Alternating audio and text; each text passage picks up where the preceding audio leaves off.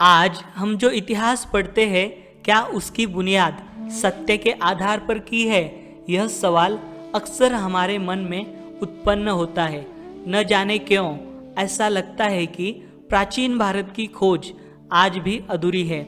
इसी एक अधूरी कड़ी से पर्दा उठाने की कोशिश इस चैनल के माध्यम से की जा रही है।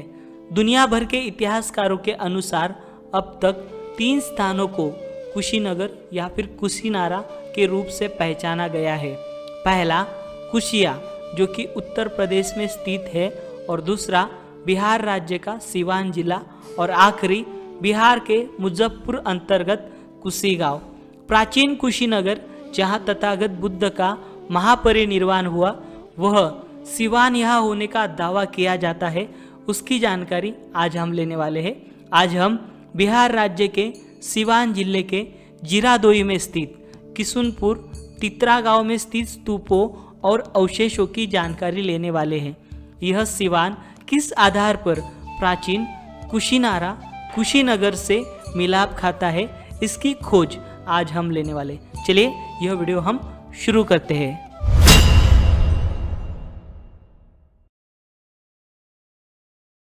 हम सबसे पहले सिवान मेरवा गुठनी मार्ग के निकट और तीतर गांव के पास रेल पटरी के यहाँ पर इस प्राचीन स्थल से जुड़े प्राचीन बुद्ध विहार और अवशेषों की जानकारी लेने वाले हैं। यह प्राचीन बुद्ध विहार आज एक पानी के तालाब में तब्दील हुआ है। हमारे साथ है सिवान के कृष्ण कुमार सिंह। यह पेशे से प्राध्यापक है और यह जो प्राचीन कुशीनारा है यह सिवान ही है। इसे तथ्य के आधार पर साबित कर इसे जागतिक धरोहर के रूप में सामने लाने का प्रयास कर रहे हैं।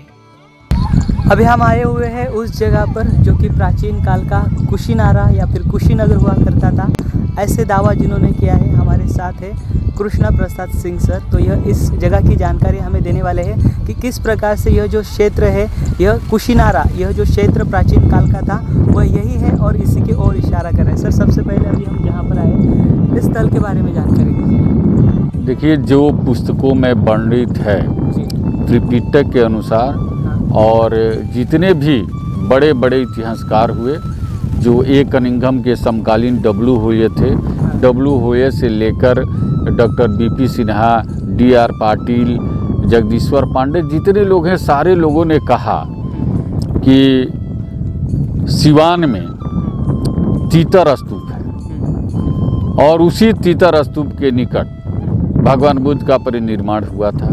तो जब उस तीतर स्तूप के निकट भगवान बुद्ध का निर्माण हुआ था तो प्राचीन कुशीनारा हुआ।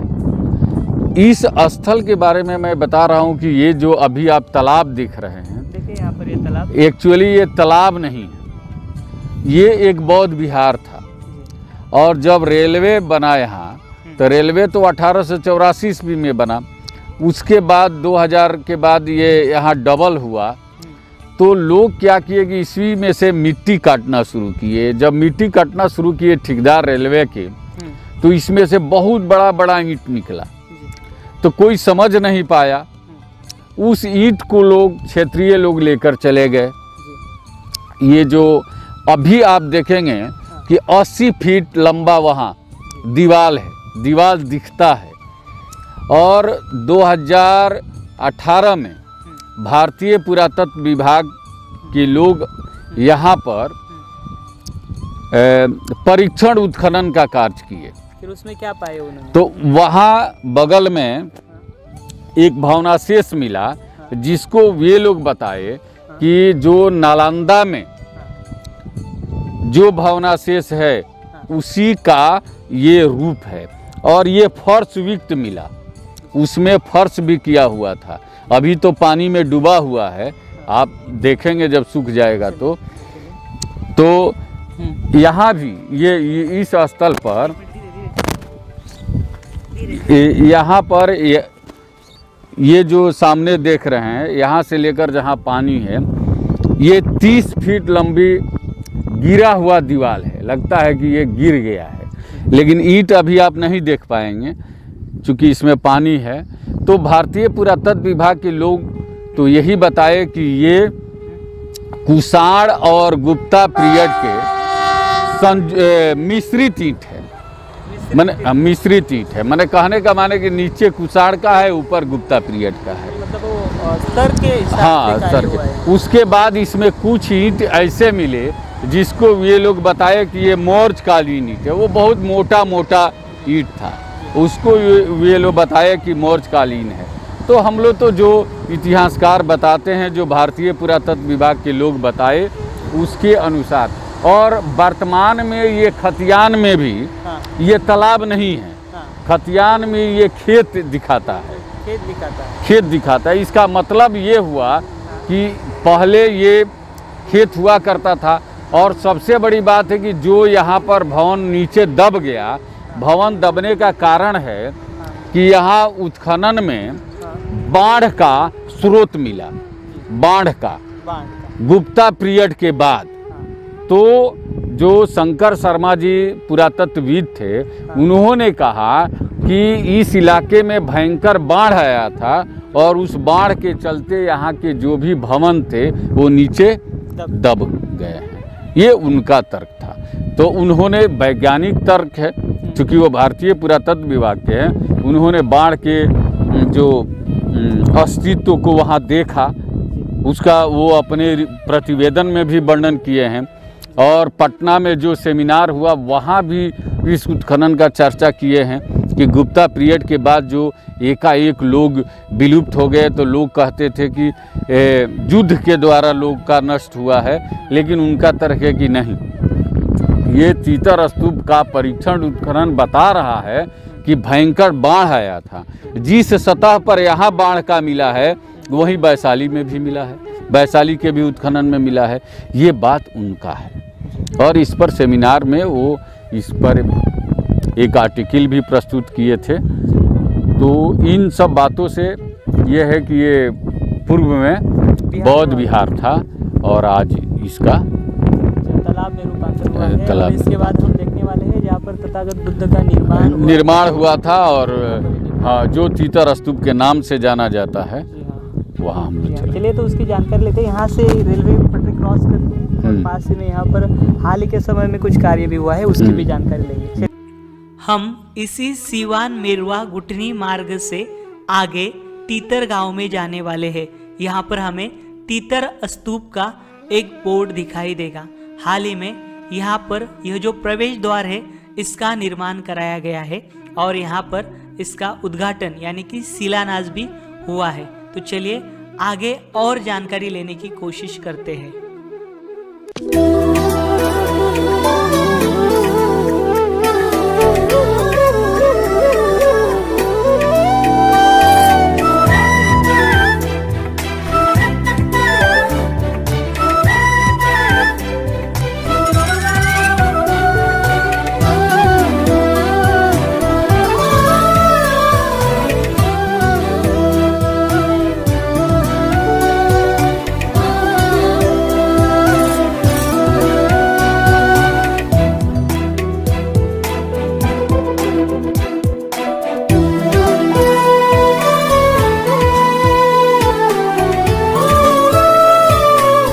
अभी हम आए हुए हैं उस क्षेत्र पर जिस क्षेत्र पर ऐसा दावा किया जा रहा है यहीं पर तथागत बुद्ध का जो महापरिनिर्वाण हुआ है वो पास में ही जगह है। और उस जगह से पहले यहाँ पर एक देखिए इस मोनेस्ट्री का निर्माण हुआ है। यहाँ पर एक विहार बनाया गया है। और सर ये विहार कैसे बना और ये विहार बनाने के पीछे वजह क्या है? देखिए, जब इतिहासकारों के अनुसार और भारतीय पुरातत्व विभाग के अनुसार हाँ। ये सिद्ध हो गया कि ये एक बौद्ध स्थल है जी। तो यहाँ पर हम लोग ग्रामीणों और क्षेत्रीय लोगों के सहयोग से हाँ। एक बौद्ध विहार का निर्माण किए। और इसकी पूजा, ये बड़ी सौभाग्य की बात है कि 2 अक्टूबर 2018 में कि वियतनाम से, थाईलैंड से, बर्मा से बौद्धिस्ट लोग आए हुए थे और उन्हीं लोगों के द्वारा यहाँ हम लोग पूजा भी कराए। और अभी विगत माह ही सबके सहयोग से इसका डेंटिंग पेंटिंग सब हो गया और पूजा अर्चना भी आप देख रहे हैं कि गांव के लोग, क्षेत्र के लोग, आसपास के लोग आते हैं। और प्रति वर्ष यहाँ विदेश के लोग भी आते हैं।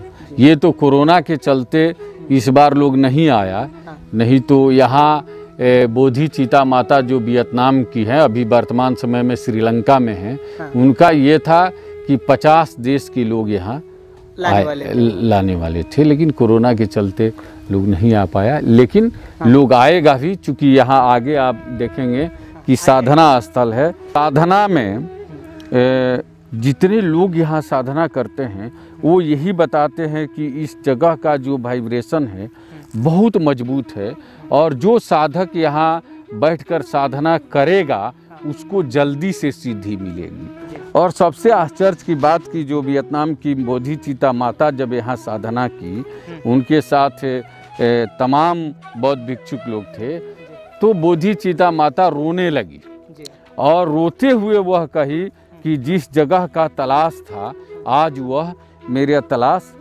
पूर्ण हुआ, और ये सिद्ध पुरुष की स्थल है, और वो जो सिद्ध पुरुष हैं, महापुरुष हैं, वो भगवान तथागत हैं, उन्हीं की ये साधना स्थल है, ऐसा वो कही। उसके बाद से भी 3-4 लोग आए, साधक लोग, जो इस साधना इस स्थल के बारे में बताए। एक आदमी तो बताए कि जब हम बैठते हैं तो बुद्ध की प्रतिमा तो आती ही है, एक ऐसा महसूस होता है कि दीपक जल रहा है। वो यही कह रहे थे कि मुझे लगता है कि दीपक जल रहा है। सर अभी हमें ये बताइए, आपके हाथ में ये जो किताब आपने लिखी है, देखिए सर द्वारा ये किताब लिखी गई है, प्राचीन कुशिनारा एक अध्ययन। इस किताब में इन्होंने ऐतिहासिक तथ्यों के आधार पर यह जो क्षेत्र है, यह क्षेत्र दूसरा तीसरा कोई नहीं बल्कि प्राचीन काल का कुशीनगर और कुशिनारा वह यही क्षेत्र है, ऐसा दावा यहाँ पर सर ने किया है। सर आप यह जो दावा कर रहे हो, इस दावा करने के पीछे क्या मकसद है आपका? मतलब देखिए, इसमें मेरा व्यक्तिगत मकसद नहीं है जी। हम इतिहास के छात्र रहे हैं और इतिहास के शिक्षक रहे हैं, हमें रुचि है इतिहास को जानने का, और केंद्र सरकार, राज्य सरकार भी कहती है कि क्षेत्रीय लोग भी अपने अपने विरासत को जाने, अपने इतिहास को जाने। तो इस ललक से हम जानने का प्रयास किए। हमने 2500 किताब को देखा, अध्ययन किया, नेट पर अध्ययन किया, तो जो प्राचीन कुशिनारा रियल है उसके बारे में 3 तथ्य हमको मिला। कोई कुशी कहता है कि वैशाली के पास, मुजफ्फरपुर के पास एक कुशी गांव है, वो है। एक अनिंघम वगैरह बोले कि कस्या है उत्तर प्रदेश में, और बहुत से लोगों ने कहा कि सिवान में है। तो जब सिवान की बात उसमें हम पढ़े तब हम अध्ययन करना शुरू किए। जब अध्ययन किए तो त्रिपिटक से लेकर जितने बौद्ध साहित्य है सब में यही वर्णन है कि भगवान बुद्ध का महापरिनिर्वाण हिडनवती नदी के पश्चिमी तट में मलो के सालवन में हुआ था। तो यहाँ हिडनवती नदी है बगल में। उस हिरणवती का नाम प्राचीन काल में हिरणवती था? हाँ, नहीं, हिरणवती ही था। अभी भी हिरणवती है? नहीं, अभी तो उसका नाम सोना हो गया है। अच्छा, इसलिए हुआ है कि हिरण को हिंदी में सोना कहते हैं। अच्छा। अंग्रेज जब आए तो उसको गोल्डन रिवर लिखे हैं, और उसी गोल्डन का हिंदी सोना हो गया। और हिड़ग जो शब्द है इसका भी अर्थ सोना होता है। तो ये टेढ़ा शब्द था तो लोग सोना सोना कहना शुरू कर दिए, तो ये सोना नदी हो गई। और सर अलेक्जेंडर कनिंघम, इन्होंने जो दावा किया है, जो कसिया नाम का गांव है वहाँ पर उन्होंने उसे कुशिनारा कहा है और उनके एविडेंस दिए हैं। उनके एविडेंस में और आपके पास जो संदर्भ है उसमें क्या फ़र्क है? देखिए, फ़र्क ये है कि फाहियान और वेनसम, इतिसम, यही लोग न, और अशोक और भगवान तथागत, इतने ही लोग न कुशिनारा को देखे थे, बाकी तो कोई देखा नहीं है। बाकी तो आज तक कोई नहीं कहा कि हम देखे हैं।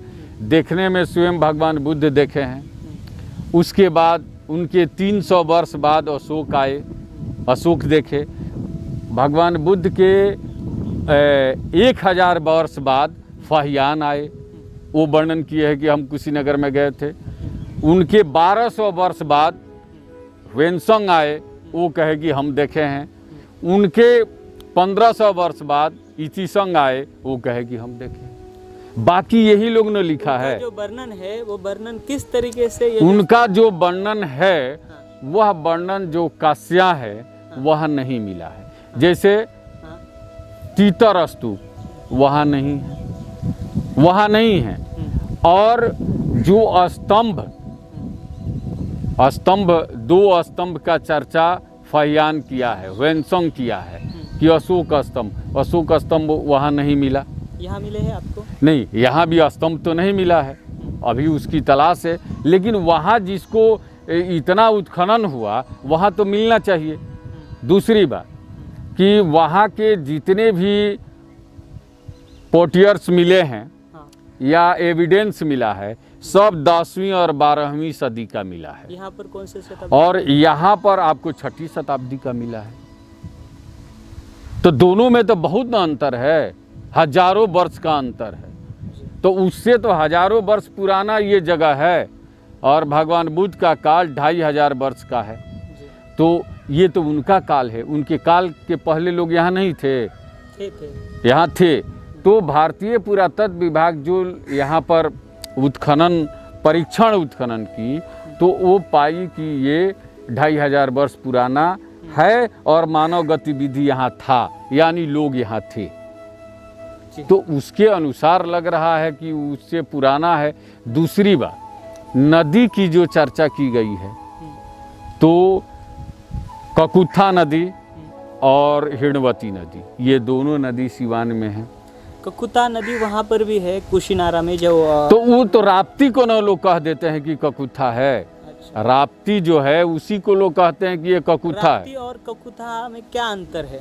देखिए, अंतर ये है कि यहाँ का जो गजेटियर लिखा गया उस गजेटियर में Saran district gazetteer, Bihar district gazetteer में है कि ककुथा को ही दाहा नदी कहा जाता है। ऐसा गोरखपुर के गजेटियर में नहीं है, देवरिया के गजेटियर में तो नहीं है कि राप्ती नदी को ही कहा जाएगा ककुथा। ककुता नदी का पात्र कितना था जो हम देखेंगे इसके हिसाब से, मैप के हिसाब से कितना था और यहाँ पर कितना? ककुथा नदी बरसाती नदी थी। हाँ। और वो बरसाती नदी नहीं है। इसका सबसे अच्छा उदाहरण है कि जब भगवान बुद्ध ककुथा नदी के तट पर आए थे आनंद के साथ, जब वो वैशाली से चले थे कुशीनारा के लिए, तो उनको प्यास लगी तो वो आनंद से कहते हैं कि तू पानी लाओ।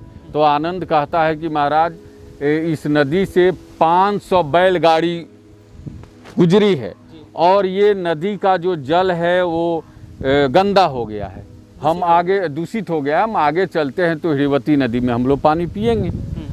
तो भगवान फिर कहते हैं कि तुम एक बार जाओ।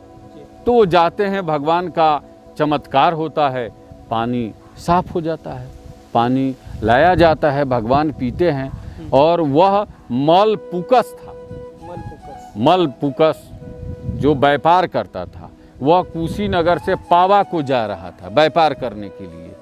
चूँकि कुशीनगर भी शहर था, पावा भी शहर था, तो ये तो मलों का राजधानी था ना, तो व्यापार करने के लिए जाता। तो मुझे कहने का मतलब है कि राप्ती इस समय इतनी बड़ी नदी है, तो आज से 2500 वर्ष पहले तो और बड़ी होगी। तो उस बड़ी नदी में 500 बैलगाड़ी कैसे जाएगा? पुल तो उस समय था नहीं, पुल का तो कहीं उल्लेख नहीं है। तो इसलिए मुझे लगता है कि ये ककुथा सिवान वाली, ये हिड़वती, ये दोनों बरसाती नदी है। और हमारे यहाँ के 50 वर्ष पूर्व तक लोग बताते थे कि बैलगाड़ी एक चह बन जाता था, वैसे ही लोग पार कर जाते थे। तो ये नदी के द्वारा भी प्रमाणित होता है। उसके बाद एक सदा नीरा नदी का चर्चा है, जो सरजू नदी, वो सिवान ऐसे गुजरी है, वो हाँ गुजरी है, यहाँ है, लेकिन वहाँ तो नहीं है, वहाँ वो नदी नहीं है। उसके बाद एक और वर्णन है कि प्राचीन कुशीनारा के पश्चिम एक कोई छोटी सी नदी बहती थी। इसके आगे कोई नदी है छोटी सी? हाँ, इसके आगे आप मैरवा जाइएगा, झरही नदी, इसके पश्चिम बगल एक झरही नदी बहती है, नदियों का जाला है। तो ये सब साक्ष्य। दूसरी बात, मैंने तीसरी चौथी बात हम कहेंगे कि जो फाहियान वेनसंग कहा कि लौरिया नंदनगढ़ से, दूरी का बात मैं कह रहा हूँ, लौरिया नंदनगढ़ से प्राचीन कुशीनारा 12 योजन था और सारे लोगों ने उस अंगार स्तूप लौरिया नंदनगढ़ को माना है।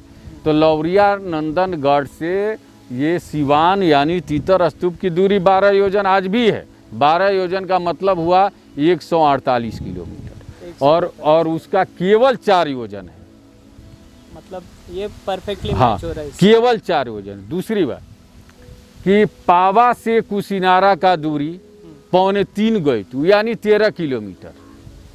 आज भी वो पपौर जो पावा के नाम से जाना जाता है, वहाँ से इसकी दूरी 13 किलोमीटर है और यहाँ से वो पूरब है। जबकि परणावना को एक कनिंघम वगैरह ने कहा कि यही पावा है, तो परणावना तो कास्या से उत्तर दिशा में है। वो कितनी किलोमीटर की दूरी पर है वहाँ से? वो है 18 किलोमीटर की दूरी पर। और दिशा भी तो नहीं मिल रहा है, दिशा तो मिलना चाहिए। दूरी तो हम मान लेते हैं, दूरी तो कोई नापा नहीं ना है, लेकिन दिशा तो है, तो पूरब तो नहीं है। और जो रामग्राम था, रामग्राम से प्राचीन कुशीनारा पूरब था। तो रामग्राम वहाँ देवरिया के पास जो गोरखपुर में जो ताल है लगभग 70-80 किलोमीटर से ज़्यादा है, तो वहाँ से ये पूरब पड़ता है। वो भी मिल रहा है दूरी। रामग्राम का भी जो कोलियों का क्षेत्र हुआ करता था, जहाँ भगवान बुद्ध के ममहर भी था और उनका ससुराल भी था, दोनों था। तो भौगोलिक और ऐतिहासिक और पुरातात्विक, ये इन तीनों दृष्टिकोण से ये मिलता जुलता है। सबसे बड़ी बात है, आपको एक मैं बात बता दूं कि तीतर स्तूप तितिरा गांव है, तीतर स्तूप तितिरा गांव। आप आगे जाएंगे, एक हिरण स्तूप का चर्चा आया है यहाँ पर नहीं, वेनसंग किया है, हिरण स्तूप का चर्चा किया है। और यहाँ पर हिरौरी गांव है, हिरण स्तूप भी है। उसके बाद आप देखेंगे कि ककुथा नदी और हिड़वती नदी की चर्चा है। तो ककुथा नदी भी है और हिड़वती नदी भी है। सालवन उपवन, सालवन माने मलो के सालवन, सालवन का मतलब होता है बगीचा, बागवान। और ये जो स्थल है ये बंगरा लोग कहते हैं। बंगरा माने बागवान का ही अभ्रंश है, माने तितिरा का ही टोला है जो बंगरा कहा जाता है, और ये बागवान का अभ्रंश है। और उसमें है कि सालवन पूरब से लेकर पश्चिम तक था, फैला हुआ था। तो आप देखेंगे कि इधर जब पूरब बढ़ेंगे तो महुआ बारी, आमवासा, गुलर बागा, ये सब क्या है, सब सालवन से संबंधित गांव हैं। पश्चिम जब बढ़ेंगे तो सीसहानी, शीशम का पेड़, भलुआई, भिलावा पेड़, अकोली, अकोल का पेड़। आगे आप बढ़ेंगे सेहलापुर, सलवान का पेड़। उससे आगे बढ़ेंगे पिपरहिया, पीपल का पेड़। तो जितने गांव हैं सब तो बने के नाम पर है। उसके बाद सबसे बड़ी बात है कि यहाँ पर जो किशुनपुर गांव है, किशुनपुर, वही कुशीनारा है, कुशीनगर। यहाँ से कितनी दूरी पर है? यहाँ से 3 किलोमीटर की दूरी पर है। और वेनसंग भी लिखता है कि जहाँ पर दाह संस्कार हुआ था वहाँ से, माने मुकुट बंधन जो मलो का सालवन, हाँ, तो वहाँ किशुनपुर में ही है, जो टीला है, आज भी 50 फीट ऊंचा है, 52 बीघा में फैला हुआ है। तो जहाँ उनका दाह संस्कार किया गया था, तो वहाँ से और यहाँ की दूरी 4 से 5 ली है, 3 से 4 ली है, यानी 1.5 किलोमीटर है। आप सामने देखिएगा वही स्तूप है, वहाँ से यहाँ की दूरी आज भी इसका 1.5 किलोमीटर है। और दूरी भी, दिशा भी बता रहा है। वेनसंग तो दिशा भी खोला है जी। और यहाँ पर मल्लो का राज हुआ करता था और मल्लो का ही यहाँ पर सालवन था। मल्लो का ही सालवन था और मल्ल राजा लोग थे। लेकिन बाद में धीरे धीरे लोग पलायन कर गए, लेकिन उनके जो वंशज हैं वो आज भी हैं। उनके वंशज मझौली राज में हैं, आज भी हैं, और उसी का वंशज हथुआ राज भी है। देखिए, जहाँ पर तथागत बुद्ध का महापरिनिर्वाण हुआ था, ऐसे दावा सर ने किया है, उस जगह के सामने हम आए हुए हैं। सर, जानकारी दीजिए। ये जो आप स्थल को देख रहे हैं, ये स्थल यहाँ से भी आप देखेंगे तो ऐसा लगेगा कि कोई विशाल पुरुष सोया हुआ है। वो सिर है, ये पेट है, वो पैर है। तो फाहियान आया था, उस समय मूर्ति तो था नहीं, प्रतिमा था नहीं, तो वो वर्णन किया है कि एक स्थल हम देखे जो लग रहा था कि कोई पुरुष सोया हुआ है। तो ये वही है, और इसके पूरब में है। तो पूरब में ये जगह है, तो ये सालवन होगा उस समय जी। यहाँ पर मतलब एक लेटा हुआ आदमी हाँ, हमें दिखाई दे रहा है। हाँ, उस तरह के दिखाई दे रहे हैं। हाँ, कि कोई लेटा हुआ है। और सबसे बड़ी बात यह है कि इस इलाके में सालवन पर भी विद्वानों में मतभेद है कि वह सालवन कौन पेड़, सखुआ था कि सेमर था, क्या था, कौन सा था आपके मुताबिक? कौन सा? मेरे अनुसार सेमर था। इसलिए सेमर क्यों? सेमल इसलिए था कि इस इलाके में सेमल बहुतायत पाया जाता है। दूसरा कि ये कहा जाता है कि जब भगवान बुद्ध का परिनिर्वाण हुआ तो वृक्ष से लाल फूल गिरा था जी। तो लाल फूल सेमर में ही होता है, सखुआ में नहीं होता है जी। तो लाल फूल गिरा था, और सेमर जो है वो अप्रैल और मई में ही फूल देता है जी। और भगवान का निर्माण भी अप्रैल और मई, हाँ, महापरिनिर्वाण अप्रैल और मई में ही हुआ था। तो इसलिए मुझे लगता है कि ये सेमर ही है। उसके बाद वहाँ फाहियान लिखता है कि उसके बगल में, देखिए वहाँ पर उसके बगल में तीतर स्तूप था, और उसके बगल में हिरण स्तूप था। तो ये जो दोनों टीला आप देख रहे हैं, एक तीतर स्तूप का है और एक हिरण स्तूप का है। देखिए वो जो पेड़ दिख रहा है वहाँ पर जो है वो तीतर स्तूप है। दो जो बड़े बड़े आपको टीले दिखाई दे रहे हैं, दोनों एक ही थे, और यह तीतर स्तूप था ऐसे कहते हैं, और ये वाला जो है हिरण स्तूप। आप इधर देखेंगे, उसके बाद कहते हैं कि पश्चिम दिशा में वहाँ जो पेड़ आप देख रहे हैं कि पश्चिम दिशा में, हाँ, पश्चिम दिशा में जो अंतिम शिष्य था सुभद्र, वो सुभद्र का स्तूप है, माने इसके पश्चिम दिशा में। और ये जो बड़ा टीला आप देख रहे हैं ऊपर, हाँ, हम उसी के ऊपर खड़े हैं। तो ये एक सप्ताह यही पर उनके शव को रखकर पूजा मल लोग किए थे। एक सप्ताह तो सप्ताह भर पूजा स्थल जो जगह है यही पर एक सप्ताह हुआ था। देखिए यह क्षेत्र है वो, आइए ऊपर। और आगे जो वहाँ जो पेड़ के बारे में आप पूछ रहे थे, तो महामाया, ऐसा कहा जाता है कि जब भगवान बुद्ध का परिनिर्वाण हुआ, महापरिनिर्वाण हुआ, तो उनकी माँ स्वर्ग से आई थी। महामाया उनकी माँ स्वर्ग से आई थी और यहाँ शोक व्यक्त की थी। तो वही स्थल है कि वो कहा जाता है कि वहाँ पर, और बहुत दिनों तक ये आसकामनी माई के नाम से भी लोग जानते हैं। आसकामनी माई पूजा भी करते हैं। माने आसकामनी माई आकाश से आई हुई माता, और महामाया भी तो आकाश से आई हुई थी।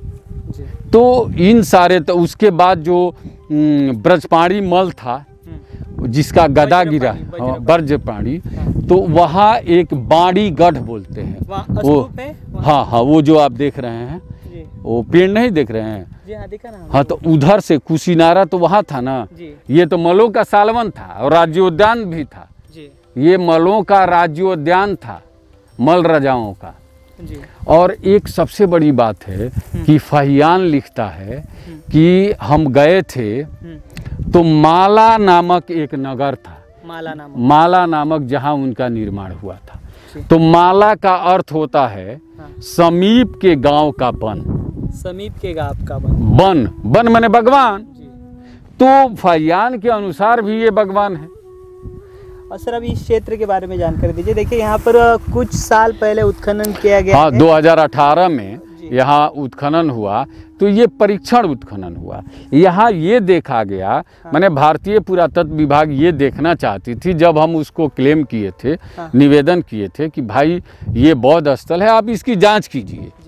तो ये लोग कहे इतना कि हम सबसे पहले इसका लेवल सीक्वेंस, माने इसकी सांस्कृतिक गतिविधि देखेंगे कि कब तक मानव की गतिविधि यहाँ पर है, स्तर अनुसार। हाँ तर। तो ये लोग कुषाण काल तक गए हुए थे और हाँ कुषाण काल तक देखे और 22 फीट नीचे गए थे। उस 22 फीट में बहुत से मूर्तियाँ मिली, मिट्टी की मूर्तियाँ मिली जिसमें मातृका देवी का, बौद्ध की खंडित प्रतिमाएं और देवी देवताओं की प्रतिमा और एक शिलालेख मिला था छोटा सा, जिसको पुरातात्विक भाषा में लोग टैबलेट कहते हैं। तो लेकिन उस पर क्या लिखा हुआ था, कुछ शब्द गोदा हुआ है जिसको वो लोग पढ़ नहीं पाए। और होय ने जिस स्तूप का उल्लेख किया था 1899 में वो तीतर स्तूप का उल्लेख किया था, इसी स्तूप का उल्लेख किया था और वो कहा था कि इसी स्तूप के नाम पर इस गांव का नाम तितिरा पड़ा है। वो कब आए थे? हाँ 1899 में आए थे। तो और उसी के क्रम में एक अनिंघम भी सिवान इस रास्ते से गए हैं, लेकिन उनकी नज़र नहीं पड़ी है, वो उतना उल्लेख नहीं किए हैं। ये जो अभी स्तूप देख रहे हैं, फिर हम जो यहाँ पर स्थान है, यहाँ पर तथागत बुद्ध की अस्थि मंजूषा हो सकती है? जो अस्थि यहाँ नहीं होगी, उनकी अस्थि वहाँ होगी। वो स्तूप मतलब क्यों बनाया गया था? ये जो स्तूप बने ये क्यों बने? अब जैसे तीतर स्तूप बना, हाँ। कि भगवान बुद्ध का पूर्व जन्म में तीतर पक्षी के रूप में जन्म लिया, बोधिसत्व, और पूर्व जन्म में ही उन्होंने हिरण पशु के रूप में जन्म लिया था, बोधिसत्व थे। और उनके जो प्रतीक था, तो बाद में लोग जब फाहियान आया, ह्वेनसंग इसका वर्णन, फाहियान वर्णन नहीं किया, ह्वेनसंग वर्णन किया है। ह्वेनसंग के शासनकाल में तीतर स्तूप और हिरण स्तूप बन गया था। तो आप देखते हैं ना कि कोई मंदिर बनता है तो उस मंदिर में दुर्गा जी का प्रतिमा रहता है, बगल में हनुमान जी का रहता है, बगल में शंकर जी का रहता है, भगवान जी का रहता है, कृष्ण जी का रहता है। उसी कॉन्सेप्ट तो सबका एक ही है ना। एक स्तूप बना तो लोग तीतर स्तूप भी बना दिए, मृग स्तूप बना दिए, सुभद्र स्तूप बना दिए, ऐसे ऐसे लोग। अच्छा, स्तूप क्या? स्तूप का मतलब एक चैत्य होता है। पहले जब बुद्ध के पहले भी चैत्य की पूजा हुआ करता था, एक परंपरा था। जैसे आप आज भी गांव में देखेंगे, देहात में ब्रह्म बाबा, काली माई, जीन बाबा, डीह बाबा बना हुआ है, ऐसे ऐसे चैत्य बना हुआ है। तो ये सब चैत्य परंपरा बुद्ध के पहले से चला आ रहा है, तो वो परंपरा यहाँ भी जीवंत है। पहले हम देखते हैं सम्राट अशोक के काल में, फिर उससे पहले मिट्टी के टीले थे यहाँ पर, तो हमें मिट्टी के टीले दिखे। सम्राट अशोक ने, ये कोई इतिहासकार कह दे कि प्राचीन कुशीनारा में सम्राट अशोक ने पत्थर का बनाया था, तो मैं मान लूँ। तो उसका कोई एविडेंस नहीं? उसका स्पष्ट एविडेंस है कि प्राचीन कुशीनारा में मिट्टी का स्तूप बना था और लकड़ी का बना था। अभी हम आए हुए हैं अध्यापक कृष्ण प्रसाद सिंह सर ने यहाँ पर जो कार्य किया है, और यहाँ पर भारतीय पुरातन विभाग द्वारा जो उत्खनन हुआ है उसका बोर्ड लगाया गया है। सर, यह बोर्ड लगाने के पीछे का मकसद क्या है, और यह बोर्ड आप किसके माध्यम से आपने यहाँ पर लगाए? देखिए, ये लगाने का मकसद ये है कि कोई अगर यहाँ आए तो उनको ज़्यादा किसी को बताना ना पड़े। जो भारतीय पुरातत्व विभाग के परीक्षण उत्खनन में वस्तुएं मिली, उसको हम लोग फोटोग्राफ करके लगा दिए कि अमुक अमुक चीज़ मिली। उसमें सबसे जो भारतीय पुरातत्व विभाग यानी जो पुरातात्विक के माने रखता है वो ये मृदभांड है, और इनमें NPBW और धूसर मृदभांड दोनों है इसमें। इसकी महत्ता है। NPBW ये बतलाता है कि 6ठी शताब्दी ईस्वी काल में ऐसा बर्तन होता था, और जो संभ्रांत लोग थे, जो राजा थे, वे इस बर्तन में भोजन करते थे। इससे ये साबित होता है कि उस काल में ये जहाँ मिलेगा उससे ये देखा जाएगा, माने ये बौद्ध कालीन है और ये उसमें ये होता है कि ये जो इलाका है ये संभ्रांतों का इलाका था, चूँकि NPBW का उपयोग वही लोग करते थे। जी सर, ये फोटो में यहाँ पर जो पुरातत्व वेक्षा दिखाई दे रहे, पुरातत्वज्ञ दिखाई दे रहे, वो कौन है और यह उत्खनन इनका नाम शंकर शर्मा जी हैं। हाँ। और भारतीय पुरातत्व विभाग के पटना अंचल के सहायक पुरातत्वविद थे और इन्हीं के निर्देशन में हाँ। यहाँ पर परीक्षण उत्खनन कार्य हुआ। वो जो दीवार 2018 में, ये जो जनवरी से फरवरी तक हुआ था, ये जो आप देख रहे हैं भवनाशेष वही खोजे थे जी। और ये भवनाशेष और जो फर्श विक्त है, जो फर्श है जिसको पूरा फर्श किया गया है, उनके अनुसार, माने शंकर शर्मा जी के अनुसार, जैसे नालंदा के खंडहर में जो ईंटें लगे हुए हैं वही ईंट यहाँ भी है। उन्होंने बतलाया कि इसमें मौर्य, कुषाण और गुप्ता पीरियड के ईंट का प्रयोग किया गया है। तो इससे स्पष्ट होता है कि ये जो जगह है काफ़ी प्राचीन है। और उत्खनन में सबसे बड़ी बात है कि केवल पूजा पाठ वाला मिट्टी का बर्तन मिलता था, जिससे इतना तो तय है कि ये इस स्थल पर पूजा पाठ होता था।